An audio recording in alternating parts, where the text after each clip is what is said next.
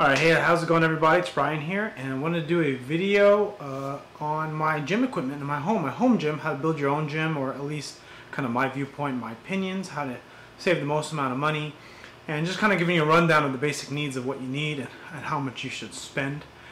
So without further ado, let's go start over here in this corner. And what I got here is my weight tree, my plate tree for the weights. Let me zoom out here just for a second. So I have a heavy bag here, which is actually my wife's. She was really into some martial arts for a little bit and boxing, and we hung it up. We haven't hung it up in a while, so it's just kind of sitting here. There's a spot I'll show you in a little bit where we hang it. But here's a dumbbell rack. I actually got it. I got a killer deal on it. It goes from 5 pounds all the way to 40 pounds. Let me double check. Yeah, 40 pounds. It's Iron Grip. Iron Grip is the brand, and I think I've seen this like at Sam's Club or Costco or one of those kind of wholesale places. Well, not wholesale places, those bulk places where you buy stuff in bulk, like you buy double boxes of cereal and whatnot, just in case if you're watching from a different country. But anyways, I think I've seen a rack like this for about $3.99, sometimes $2.99 if you're lucky. I got this for $100 from a friend on Facebook, so definitely a killer deal on that. And the rubber hexagonal weights, which are kind of nice in case I wanted to do like some renegade rows or something like that, which I never do, but if I wanted to I could. Over here is my weight tree for plates. I got these little clamps, which I bought for 99 cents on I bought these for 99 cents at Home Depot.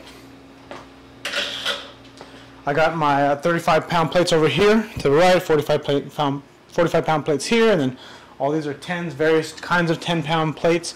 Believe it or not, I got a rack, this tree, and this plate set, along with 2 barbells, which I'll show you in a little bit, for $300. So that's not a steal, that's a pretty damn good steal. Got lucky again from a friend on Facebook. It's kind of what I got. I got lucky on just Facebook. And I got some 5-pound plates there. You can see I got some kettlebells, which I've always owned. Had these for quite a while. Kettlebells can be quite expensive. They range from $2 to $2.50 a pound.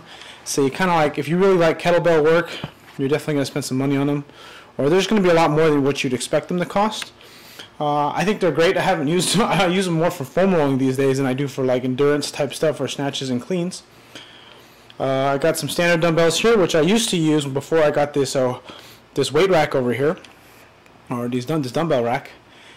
And of course you see some little bands. These are for rotator cuff work, or if I wanted to do face pulls to work my rear delts.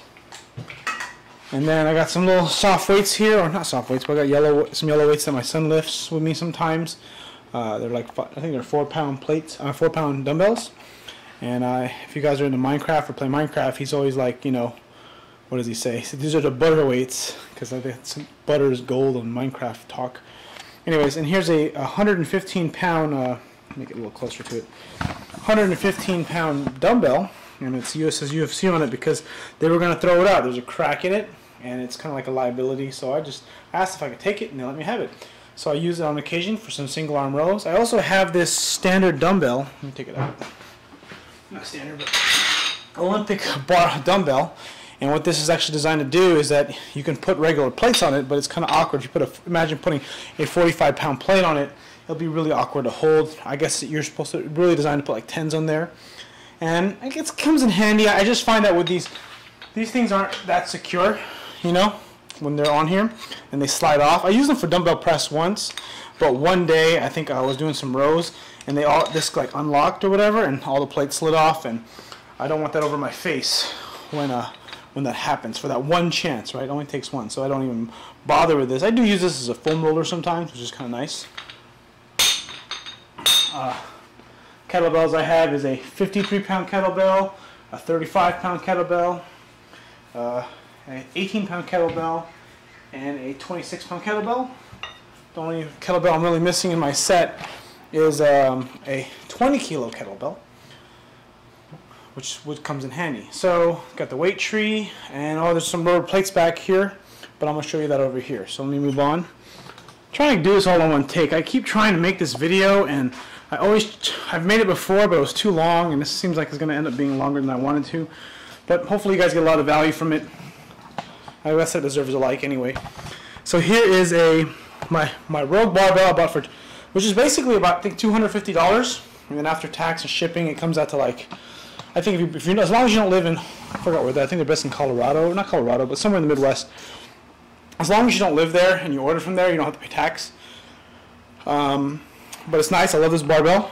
It's Olympic barbell. It's not like a super spin. It doesn't spin super good. I mean, I don't know if you can see that spin, but it's nice. It's definitely a lot nicer than my other barbell, which I'll bring out in a second. I got these Pendlay plates, which I just got. You may have seen it in another video before this one. And then got some green plates, some green Pendlay plates, which I made a video about because I was excited about them. So I'm slowly collecting the elite style plates. And then these black plate. This here is a 10-pound plate, which I got from Sports Authority for $15. So I bought like 4 of them, and I just kind of use them because I want to do some Olympic lifting in the future. And I thought I'd just slowly collect it. I can get some black plates, like the regular rope, the black bumper plates, but I kind of want the nice colored plates. So let's talk about the squat rack. The squat rack is a BodySolid. So let's go and zoom in a little bit and see if we can focus on there. I'm going to take this off. It's going to be a bit of shake. But it's a BodySolid rack. That's the brand. I'll put a link in the description in case you're interested in what kind, or at least a similar kind. The thing I don't like about this rack is this. Well, I never cared before, but if you're getting into powerlifting and if you want good hooks, the hooks that kind of scoop up like this are kind of nice because then it's easier to pull out with your lats when you're activating for a bench. I mean, that's not like a big deal, but you know, again, I bought this set for $300 along with the weights. But coming back here a little bit, so I got these. Take a look at this. This is about, again, there'll be a link in the description of the actual product, so that way you can get the dimensions in case you're curious to know the actual size. And I'm going to go ahead and back up a little bit here so you can see it. So there you go. It's it's a nice rack. I like it. I've contemplated trying to get another rack because I don't know. I want something nicer. You know, it's got a pull-up bar, which is nice. The good thing about it, which I do really like, is that you can move it around because it's very light. It's very light, but it has over because all the weights here.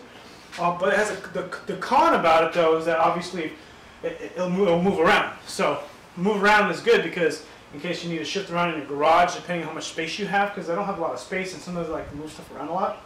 And we still keep stuff in here, you know. It is a garage. But also, so if I wanted to like attach a band to do like some stretching, I have to make sure there's weight on here so I'm in the right position, so that way I don't screw it up. So I don't freaking tip it over, because I've tipped it over about 2 or 3 times, or I've dragged it a few times, and it wasn't very pretty. Alright, so let's talk about these barbells. We got the bottommost barbell here, right here. This bottommost barbell is a female bar or a women's bar, 35-pound bar. It is 9 centimeters, or I want to say 3.5 inches. Then we got the bar above that, which is a men's bar, 45-pound standard, and it is I have it here on my phone.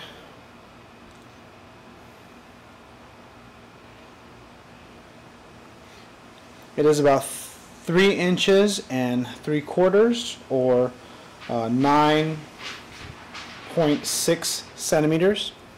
And then we got the Rouge Barbell above here, which is this one right here, and that one is kind of in between the two. So it's thinner than the top bar. It's thinner than this top bar I just mentioned, but it's thicker than the bottom bar, the female bar. So why is this important? Why am I mentioning it? Well, depending on your size and how big you are, if you're not like a 250-pound, or you don't have big hands, or kind of like, I don't know. All I know is that the ones I have at the gym, the barbells that we have at the gym, are really thick. I think they're about 10.5 centimeters. And it makes a big difference when you're trying to deadlift. It really slips out of your hands. One can say this is cheating, but I don't know. Call it whatever you want. This is just my experience. I pay attention to some of these details. I don't know what the rules are, or what the exact centimeters are of what competition is. I just know that the thickness of your barbell does matter when you're lifting. The thinner the bar, it's going to be easier. The thicker the bar, the more difficult. So I just want to say is that don't get 10.5 centimeters because it freaking sucks and it's really hard to lift, and you're not going to be able to hold on to the bar, especially if you already have grip problems as it is. But I mean, that could just be, again, I don't have a whole lot of experience with powerlifting, so just keep that in mind when I say this stuff. So I have 3 barbells. I typically don't use these barbells anymore that much. I know my wife uses these. It's handy to kind of do some, if we do some circuits once in a while, we'll do like bent over rows and like overhead press, stuff like that, or it's just nice to have them handy because then you can leave, you know, a bar out for deadlifting in case me and my wife want to work out. It's kind of cool to have. Let's go see what else is there. Then we got my mats, the stall mats. Let me back up a little bit so you can kind of get a full angle of the garage a little bit. So you can see these stall mats. They're horse stall mats, and they are 4 by 6, 4 feet by 6 feet, and they cost $39.99, so $40. I originally started off with 2. I bought 2, and then I bought another 4 just recently, and now you can kind of see I have a pretty nice floor now. It saves your concrete in case you're lifting heavy barbells and you're freaking dropping plates, and it's really cool. So I kind of like I like how they feel. They're really cheap. I still do have them right here.